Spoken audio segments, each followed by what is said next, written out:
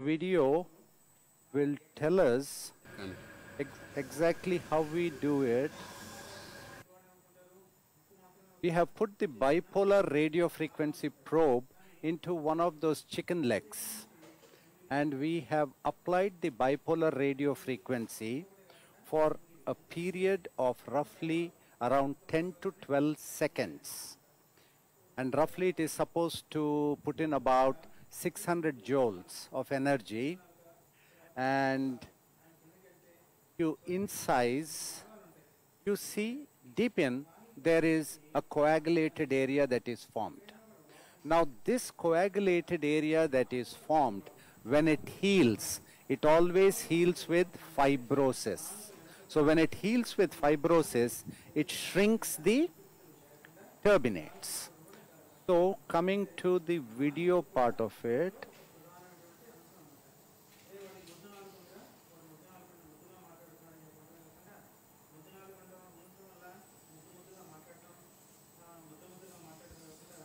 so this is the left nasal cavity. You are seeing a hypertrophic turbinate that is present.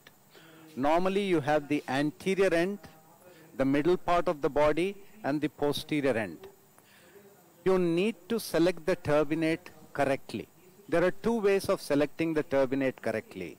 One is do a compressibility test, wherein you apply an instrument and press the turbinate and it should be able to compress. Or secondly, do what is called as a xylometazoline test, where you pack the nasal cavity with xylometazoline and see that the airway is created much bigger. Those are the cases that you select for applying bipolar radio frequency. On an average, most of the application would be submucosal.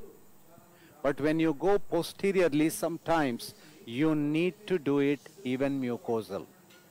In fact, there is one publication of mine that is there in the American Academy, wherein we have done a radio frequency application both submucosally and mucosally, and we have taken the biopsies 6 months and 9 months later.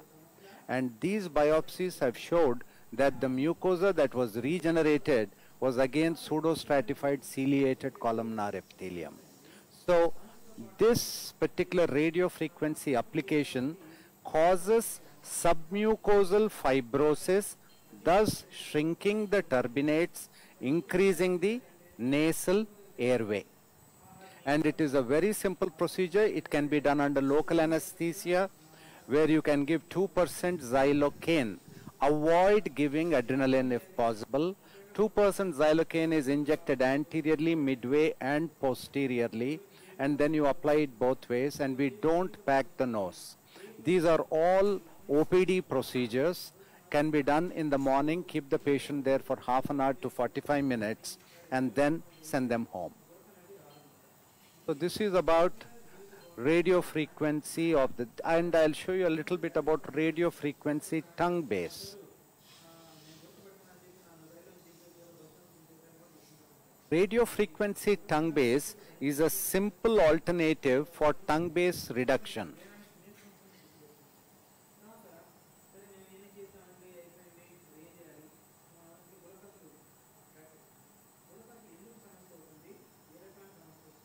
So we should know that radio frequency at 460 kilohertz applied causes protein coagulation and tissue necrosis, followed by chronic inflammation and fibrosis, result in tissue volume reduction from scar contracture, increasing the diameter of the upper airway. That is the principle of radio frequency application to the upper airway. So there are different types of radio frequency units. Single, dual, coabulator is also a radio frequency unit. Many a time we tend to use dual frequency or single frequency units. And if you look at the classification, you can apply this in conditions of upper tongue base and lower tongue base, not with primary epiglottic collapse. Here you have to apply it in many sittings. So the patient selection for radio frequency tongue base, it can be done under local or general. performed alone or in combination with other conditions. Remember that it is a multiple staged procedure. 4 to 5 sittings has to be done. And before doing it, we have to be a little careful of patients with diabetes and history of dysphagia or dysarthria to be evaluated. Those patients with dysphagia and dysarthria are contraindicated. Initially, gargle the mouth with chlorhexidine, spray 10% xylocaine spray, and 2% lidocaine gel can be applied in the areas where you want to apply, and then inject that area with 2%, 1 in 2 lakhs xylocaine, xylocaine with adrenaline. So the potential areas where you apply is midline, paramedian dorsal areas of tongue, and anterior ventral areas of the tongue. It can be applied. The needle that is applied has a 10 millimeter active needle part, and the other one has a 10 millimeter protective sheath. And if it is a single needle that is used, you must keep between one application and another application 1.5 centimeters distance. But if it is a bipolar probe, you keep a 2.5 centimeter distance. So for every site, we give roughly around 600 joules, and we give 4 to 6 sittings in 4 to 6 weeks time each sitting. So when you're using a single probe, a unipolar probe, it should be kept in coagulation mode, a power setting of 35, and each application should be for about 25 seconds. You can go to a maximum of 6 sites, 1.5 centimeter apart. Normally you can give it marking the midline, 3 on one side and 3 on the other side, 1 at the level of foramen cecum, 1.5 centimeters anterior to foramen cecum on one side, and 1.5 centimeters posterior to foramen cecum. And then you use the monopolar or unipolar probe, and then that roughly goes in by about 10 millimeters into the muscle and thus causes the coagulum. Once the 6 applications at 6 sites is done, at 4 to 6 weeks, again we reapply. Reapplying, selecting another site, thus gradually reducing the tongue base. Whereas the bipolar one, this video talks about under local we are doing it. So here you mark out the foramen cecum. 2 to 3 sites have to be done here. 2.5 centimeter distance, 600 joules per site. That means keeping at 25, giving it for 25 seconds, setting roughly around 25. And you can change the axes between horizontal axis and vertical axis when you are applying a bipolar one. Thus, the main aim is to reduce the tongue base size. Post-operatively, antibiotics, steroids, ice by mouth and analgesics. Post-operative complications are hardly anything, from a little ulceration, post-op edema, rarely hypoglossal nerve injury. We haven't seen anything. A transient dysphagia or odenophagia would be there. After 3 weeks of scar formation, a subsequent contraction and the overall tissue reduction will be about 26.3%. And treatment sites can be varied in the horizontal and vertical axes. I've shown you that video. So we know that these cases, the surgical responders are there, and this is the first human RF tongue-based pilot study where they have seen and checked out that all the parameters have improved completely. And there is a definite 15% improvement in the retrolingual space. This is something that you need to see. MRI shows a 17% tongue base volume reduction. So for tongue base, this is one of the simple procedures that can be used.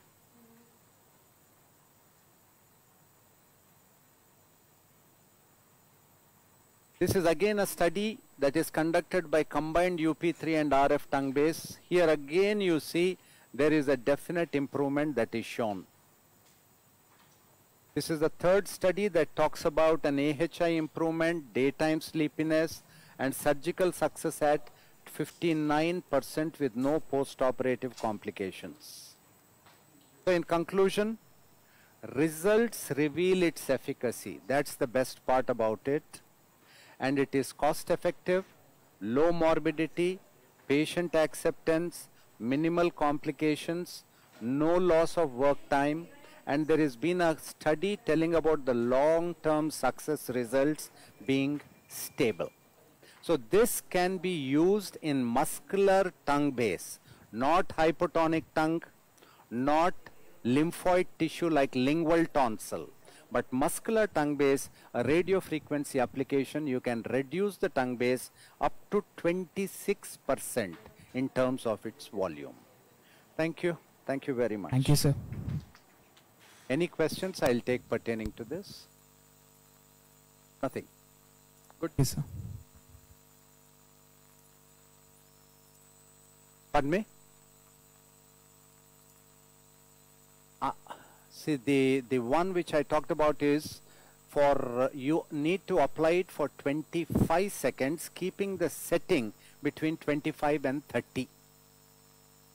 That will give roughly around 600 joules of energy. To a maximum, if it is a monopolar, you need to apply in 6 sites. But if it is a bipolar, you apply only in 3 sites. So you're talking about roughly 6 3s are 24. That is 2,400 joules of current is what energy you're looking at.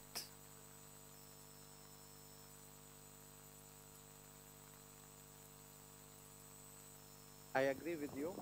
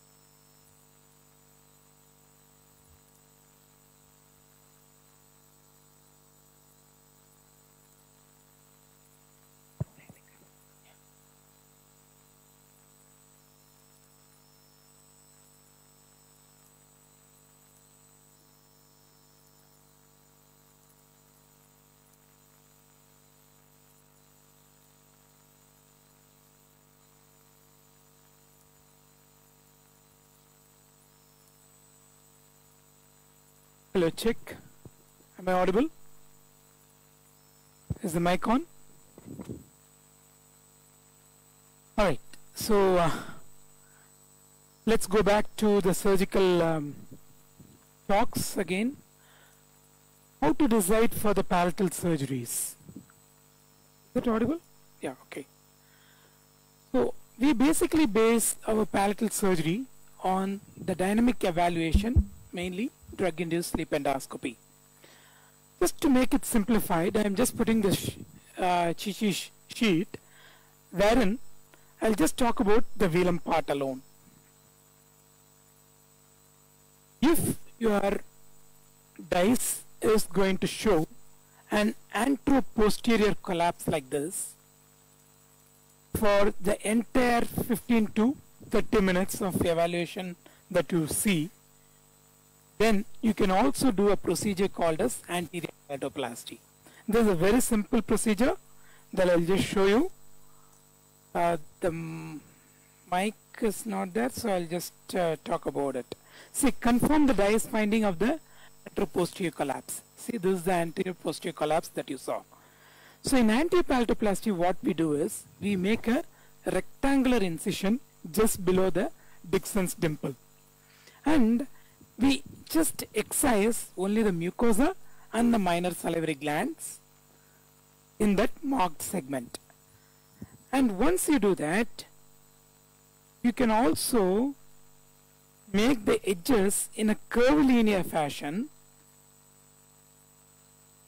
like this. See here, at the lateral aspect I make a curvilinear incision, and then all you have to do is suture in 2 layers the defect, that is the muscle to muscle and mucosa to mucosa. It can be done with the 2-0 vicryl for the muscle layer and the 3-0 vicryl for the mucosal layer. I'll just run it quickly for the want of time. It is so easy, effective for the anteroposterior collapse. I'm just doing the suturing in 2 layers. First the muscular layer, and then I'll show the mucosal layer closure. This is the mucosal layer closure that can be done. So one important thing that you all need to know is, if you just do an anterior palatoplasty, you may develop a Gothic arch kind of posterior pillar. So always combine it with lateral trenches or do a suture pharyngoplasty. So never do an anterior palatoplasty as an isolated procedure. So just by doing an anterior palatoplasty, you can widen the velopharynx in an anterolateral dimension like this, anteroposterior dimension like this. See how it was pre-op and how it is post-op. Very simple, easy, effective technique. Now, let's say there is a lateral collapse alone at the level of the velum. Then the procedure of choice is going to be expansion sphincter pharyngoplasty. In expansion sphincter pharyngoplasty, what we do is we do a tonsillectomy like what we have shown you in the morning on both sides. The reason we do a coblation tonsillectomy is we need to preserve the palatopharyngeus muscle, and we are going to redirect the palatopharyngeus muscle in an anterolateral direction in this procedure. So the first and foremost thing in this procedure is we mark the pterygoid hamulus, and we also infiltrate the pterygoid hamulus, and then we make a small incision in the region of the pterygoid hamulus. Then we go down to the palatopharyngeus muscle and we make 2 incisions on either side of the palatopharyngeus muscle, and we try to elevate the palatopharyngeus muscle. See here, this is the bulk of the palatopharyngeus muscle. We are making 2 incisions on either side of the palatopharyngeus muscle, and then we divide the palatopharyngeus muscle from the upper 2/3 and lower 1/3 like this.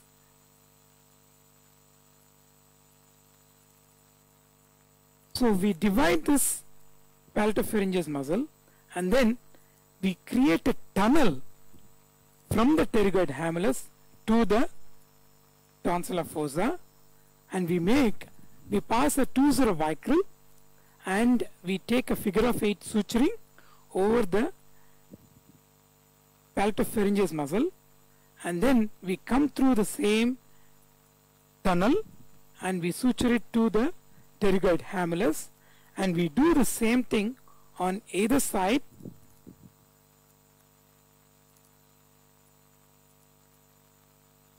And we pull it, suture it, and thus we are going to achieve a good lateral pull eventually. And for the circumferential collapse, if you have a circumferential collapse with a thick palate and thick soft palate, then I think Srinivas has beautifully demonstrated the zeta palatopharyngoplasty, wherein we mark the dimple, which is the Dixon's dimple, and then we make a butterfly shaped incision over the marked segment, and we just remove only the mucosa and the minor salivary gland over the marked segment. And then the next step is we divide the palatoglossal arch. The reason we divide this palatoglossal arch is, after we divide or split the uvula and soft palate in the midline, we need to suture it laterally, right, anterolaterally. And if this palatoglossal arch is there, then the lateral pull will not be that effective. That is the reason we divide the palatoglossal arch. And once we do divide that, we suture the flaps in 2 layers, like how Srinivas explained us. And first we do a muscular level suturing, and then we do a mucosal suturing with the 2-0 vicryl. And as soon as you do in 2 layers, we can widen the velopharynx in 3 dimensions. That is lateral dimension, anteroposterior dimension, and cephalocaudal dimension.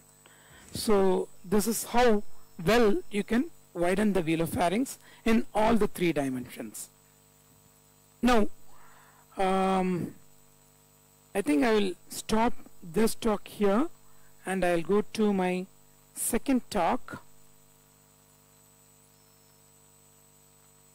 which is the perioperative considerations and complications in sleep apnea. As any surgeon, when you do surgeries, complications are bound to happen.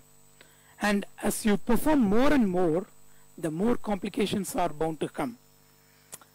The only thing you can pray for is, you can hope that these complications do not happen in the first few cases of your career and in the first few times of your career, and hopefully it happens during the training, so that you can also see how your senior manages it, and you can get an experience of it and handle that when you get that complication.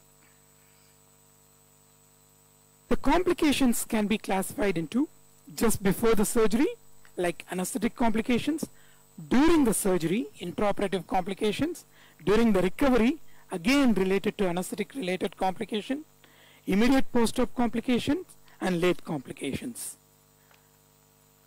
So most important thing is to have a good setup and gadgets. So this is one important tool that we all need to have. I think because I stressed too many times about the use of this TrueView laryngoscope, and as a sleep apnea surgeon, we all would have this flexible fiber optic endoscope anyway.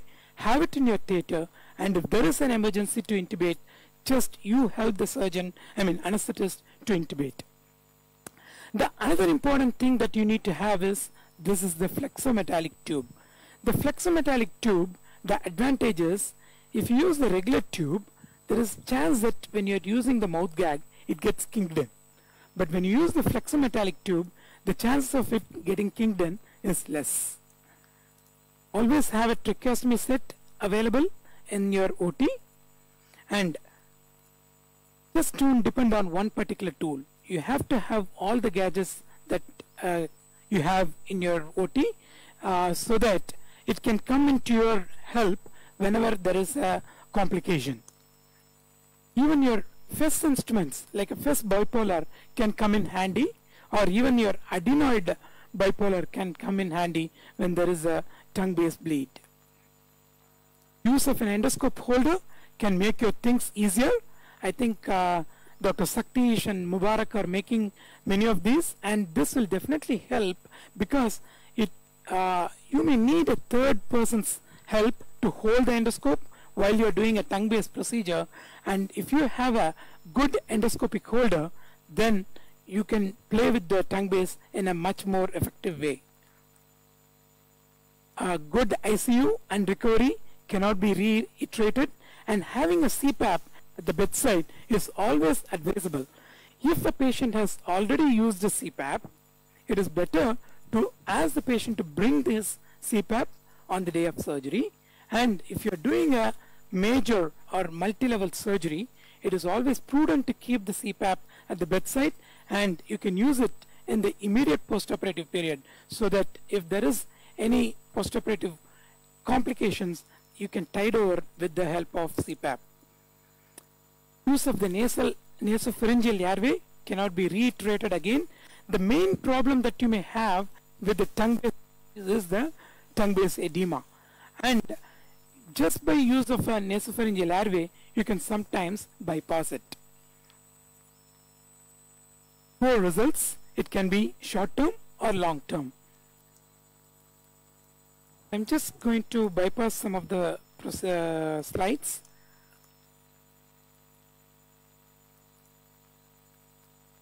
Okay, this is the awake intubation that we do in case of a tongue-based masses, wherein we help the anesthetist to intubate. So you be prepared to do this in the patients with OSA cases. Here, under the flexible endoscopic guidance, you're helping the anesthetist by going into the airway and then pushing the endotracheal tube down, and then you can proceed with the surgery. Sometimes you may think that the tube is in the airway, but the patient may go on for hypoxia. The reason is the anterior placed larynx. Your endotracheal tube may go inside the larynx, and it may even hit the anterior wall of the trachea. And if the anesthetist is trying to ventilate, he will not be able to ventilate. So the best technique to do is to rotate the endotracheal tube and then insert and then ventilate. So you have to know this because we have faced these situations in the real time, and that is the trick that actually helped us. So the next thing is gadget related injuries. So this injuries to the lip and oral commissure can happen whenever you are using monopolar or bipolar, and this is one such injury that has happened, and the best way is to take a good mouth gag or apply a gauze piece all around the oral commissure so that your metallic objects will not come into contact with your radio frequency or monopolar, and this will be prevented. Edema. Edema can happen during the procedure. This especially happens when you make a tight suturing. See here, when you're making a tight tensioned suturing, the lymphatic channels also get blocked, and hence the oropharyngeal mucosa becomes edematous, and sometimes you will not be even seeing, you will not be able to even see the anatomy properly, and you will not be able to even proceed with the procedure. And the third thing is knowing the anatomy better and having the proper tool. See here, during epiglottic procedure, you see the bleeding coming from the lateral glossoepiglottic fold. And see, the tool that we use is the MLS forceps. And just applying monopolar with the MLS forceps, we were able to control it. So having all these gadgets in the OT helps you. This is the adenoid bipolar cautery that can also be used whenever you have a bleed from the tongue base. So the other complications that you get after the surgery is crusting. Crusting happens when you do the radio frequency to the mucosa as well. So majority of the patients, you may get it. Most of the time, this crusting problem will get resolved within the first few weeks. The maximum I would say is 4 weeks, sir. Is that right, sir? And palate pain. When you do any palatal procedure, counsel the patient for the pain, especially when you're doing a reconstructive procedure. The second thing is you can expect a lot more sloughing when you're using a powered tool like a coblator or radiofrequency. And if you're very much overzealous, if you're going to apply too much of radiofrequency current, you can also get erythema and congestion. And there has been instances that has been reported in the literature that if you're overzealous with your radiofrequency current application, you can even get palatal perforations or abscess there. So edema, I have told how we managed it with the insertion of the oropharyngeal airway. Just with the time, the edema subsides and it heals off. The flap fall can also be a problem if you're going to make the suture with the tensions. To prevent the flap fall, the key is you have to suture without tension. See, as Srinivas was demonstrating, he made sure that when he was tightening the knot, it was not under the tension, and he was checking it with his tooth forceps, how it was, you know. That is how you check it, whether the suturing is done with the tension or without tension. And the most important thing is to prevent the Gothic arch. See, if you do a classical UP3, you can get the vectors of healing of fibrosis in the anteromedial direction. This is what you don't want it. But in zeta palatoplasty, you will get the vectors in the anterolateral dimension, so you will not get a velopharyngeal stenosis. I think tongue-based Vikas is going to talk about, so you can cover the tongue-based complications anyway. So I'll just complete it. Thank you.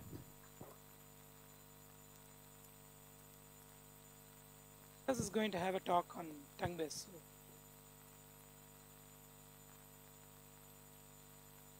Oh, okay.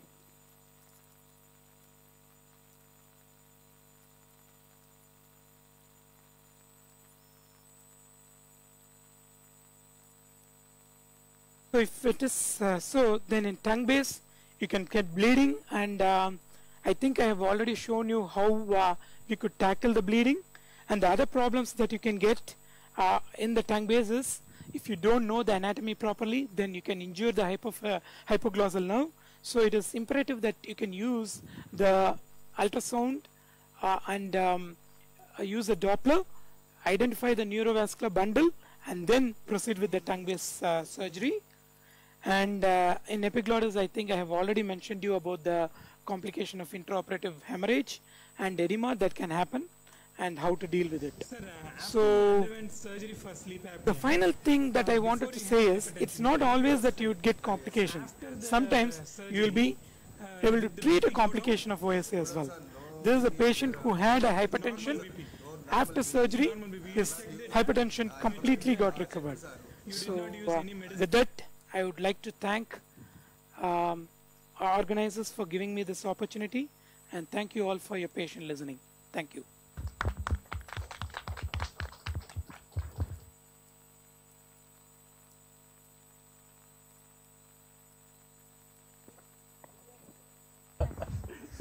Our lectures and surgeries, the material given in the same way. Please ask. If you get a Gothic arch deformity, again the solution is we would do that is the best procedure available, wherein you are going to refashion the flaps from the anteromedial direction to anterolateral direction.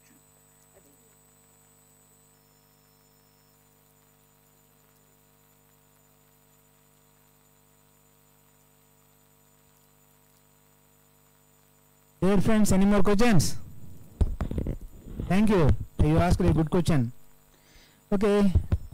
Now I sat here. The great gentleman, he said, you started doing these workshops since 2002. You got tuned to do kitchen work, how to make bendakai curry, tomato curry, bangaladumpa curry. Now your hand is so nice, making a lot of curries in ENT. Now this curry is about snoring and sleep apnea. Sir, this is because of your blessings. Without felicitating, you should not say a word of thanks. Please come and occupy this chair, sir. You are the respectable man here. Please come, sir. Please. And no, please, sir. Please, sir. please. So, and here he is blessed my 2 children. Of course, one is my son, other is my daughter-in-law. I call as a daughter only. Dr. Srirao and Dr. Chaitanya, please come and felicitate the great man with a bouquet and shawl. Okay. And there is a company here.